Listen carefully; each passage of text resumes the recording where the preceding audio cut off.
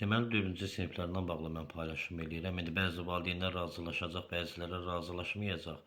4-cü siniflərin buraxılış ili ilə bağlı bəzi məktəblərdə demək olar ki, əksər məktəblərdə geniş miqyaslı tədbirlər keçirilir. Tədbirlər harda keçirilir?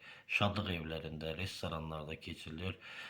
Bununla bağlı pullar yığılır və əlavə olaraq uşaqlara geyim xərcləri mütləqdir ki, orada valideyn iştirak eləməlidir. Bu da hardasa ən aşağısı 150-200 Azərbaycan yeni manatına başa gəlib çıxır.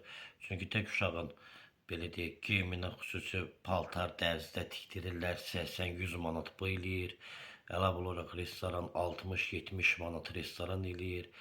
İndi restorana kimi də indi bunların bəzənməyi, o birisi, bu birisi gəlir, əlavə xərclərə çıxardır. Bu da 200 manata kimi gəlir çıxır. Bəzi insanlar bunlar düşünmürlər ki, hamının buna gücü çatmır, bunu eləməyə güc çatmır. Həm də ki, bunlar nəyə görə bunu eləyirlər? Uşaq 4-cü sinifə bitirib, 5-ci sinifə keçir.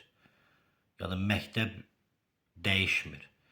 Yenə də həmin müəllimə, sinif rəhbəri məktəbdə olacaq.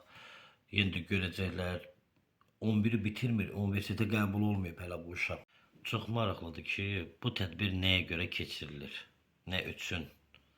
Nəyə lazımdır axı bu tədbirlərin? Bəziləri kirayədə qalır, amma istəmir ki, öz övladı digərlərindən geri qalsın.